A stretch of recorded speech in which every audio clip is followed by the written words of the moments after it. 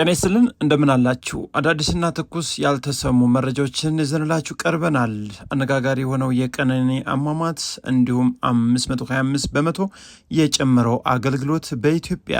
በሌላ ዜና አወዛጋቢ የሆነው የልማት ተነሾች ጉዳይና የጉምሩክ ኮሚሽን የህንፃ ግንባታ ቦታ ለኦሮሚያ ክልል ተላልፎ መሰጠቱን ተሰምቷል። በተጨማሪም የኢትዮጵያ አየር መንገድ በረራ ማቆሙ ተሰምቷል። የጌታቸው ረዳ አዲስ መግለጫም እያንዳንዱን እንደሚከተለው አጠር አድርገን አቅርበናል። እስከ መረጃው ፍጻሜ አብራችሁን ቆዩ።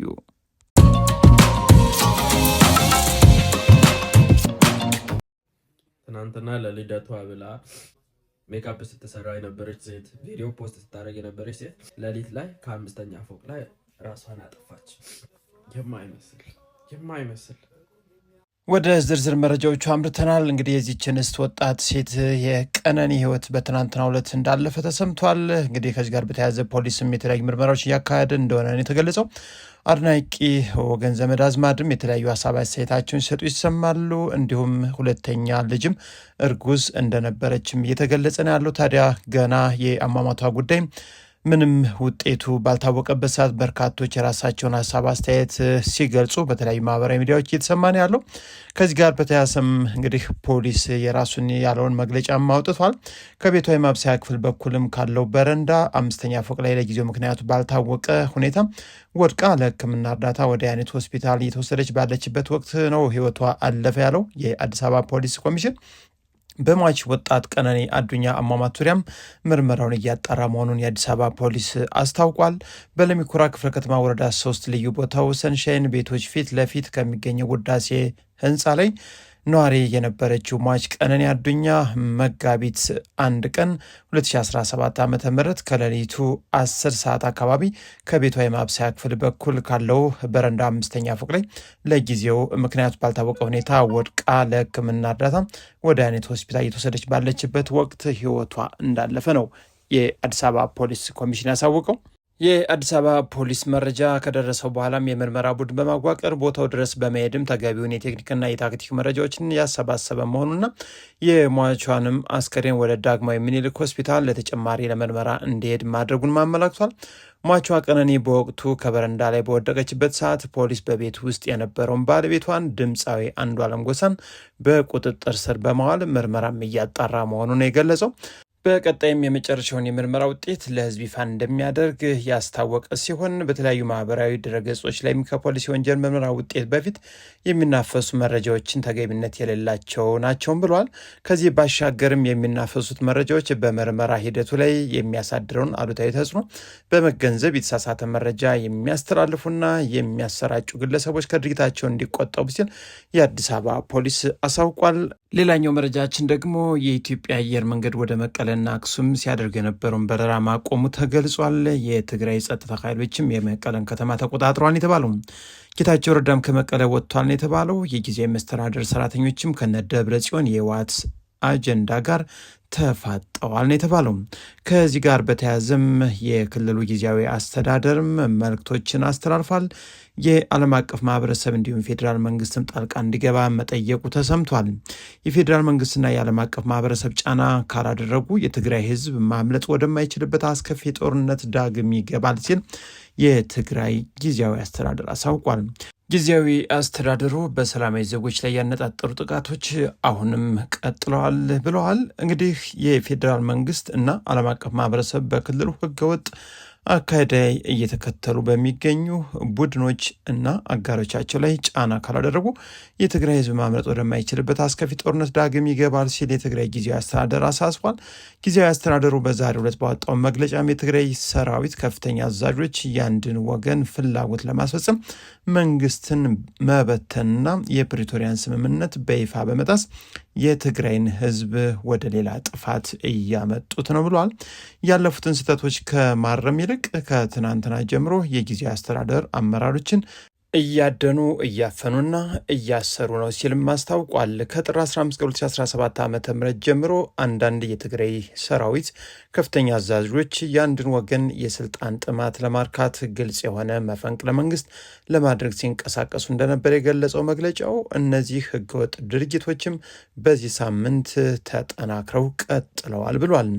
የሰሜን ምስራቅና ደቡብ ግንባር አዛዦች የሚመሩት ህገወጥ ድርጊቶች በዚህ ሳምንት ተጠናክረው ቀጥለዋል ሲልም ገልጿል።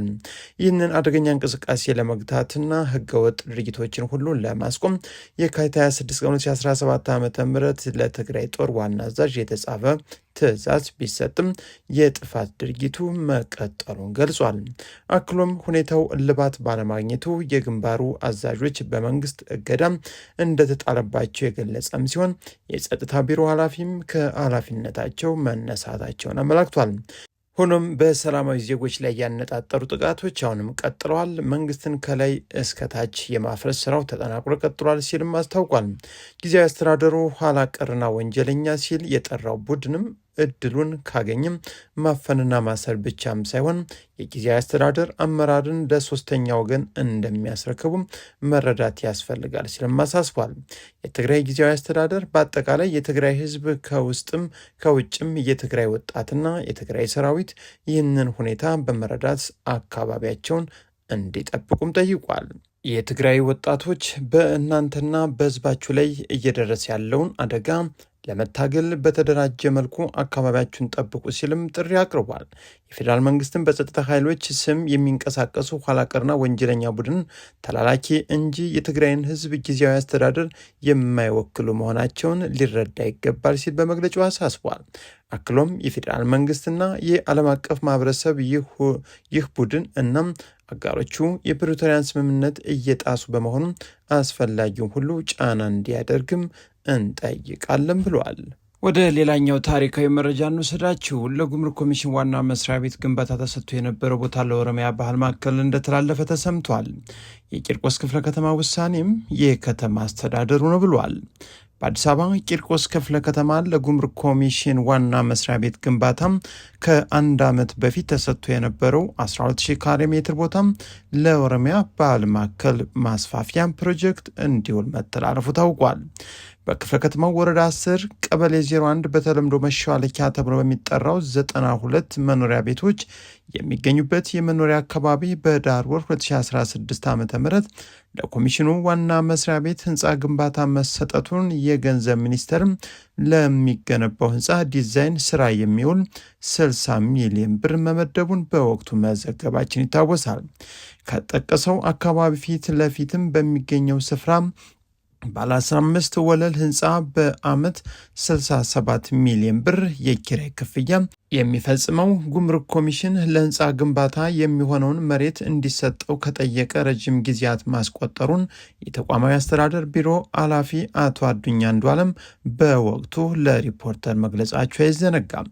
ክፍለ ከተማው ኮሚሽኑ መሬትን እንደሚሰጥ ከተረጋገጠም በኋላ በዳር ወር 2016 ዓ.ም ጉዳዩ የሚመለከተው የቀበሌ አስተዳደር ቢሮ ለነዋሪዎች ይፋ ባደረገው ማስታወቂያ የልማት ተነሺ በሚል የነዋሪዎችን መረጃ በመሰብሰብ ከአካባቢው እንደሚነሱ አሳውቆም ነበር። ይሁንና የቀበሌው አስተዳደር በጥር ወር 2017 ዓ.ም ለነዋሪዎች በድጋሚ ይፋ ባደረገው አዲስ ማስታወቂያ ከዚህ በፊት ለኮሚሽን ቢሮ ግንባታ ልማት ተነሺ በሚል የነዋሪዎች መረጃ መሰብሰቡን በማስታወስ ሆኖም ፕሮጀክቱ አሁን ተቀይሮ በኦሮሚያ ባህል ማዕከል ማስፋፊያ የተካለለ በመሆኑ ነዋሪዎች መረጃቸውን በድጋሚ አደራጅተው ለወረዳው መሬት ልማት አስተዳደር ቅርንጫፍ ጽሕፈት ቤት እንዲያሳውቁ ሲል አሳስቧል። ጉዳዩን አስመልክቶ ሪፖርተር ያነጋገራቸው ስማቸውን እንዳይጠቀስ የጠየቁት አንድ የቂርቆስ ክፍለ ከተማ መሬት አስተዳደር ሰራተኛም ለነዋሪዎቹ የደረሰው መረጃ ትክክለኛ መሆኑን አረጋግጧል። ውሳኔው የተላለፈው በአዲስ አበባ ከተማ አስተዳደር ነው። በትክክልም ባለፈው ዓመት መሬቱ ለጉምሩክ ኮሚሽን ዋና መስሪያ ቤት ህንፃ ግንባታ እንዲውል በመወሰኑ ነዋሪዎች ከአካባቢው ለልማት እንደሚነሱ ዓላማውንም አሳወቀን እንቅስቃሴም ጀምሮ ነበርም ብሏል። አሁን ግን የከተማ አስተዳደሩ መሬቱ ለኦሮሚያ ባህል ማዕከል ማስፋፊያ ፕሮጀክት እንደሚፈለግና እንደገና መረጃ እንድናደራጅ ስላሳወቅን ይህንን እያደረግን ነው ሲሉም ኃላፊው አስረድተዋል።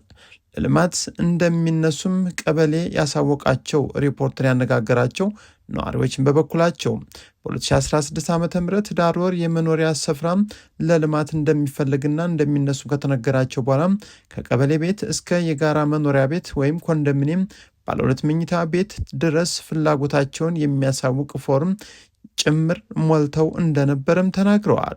በተጨማሪም በወቅቱ ለልማት ተነሽና ለትራንስፖርት ካሳ የሚውል 85,000 ብር ካሳ እንደሚከፈላቸው ተገልጾም የነበረ መሆኑን አሁንም ግን በአለፈው ዓመት ያስገቡትን ማስረጃ ቀርቶም እንደ አዲስ መረጃቸውን አደራጅተው ማስገባታቸውን ገልጸዋል።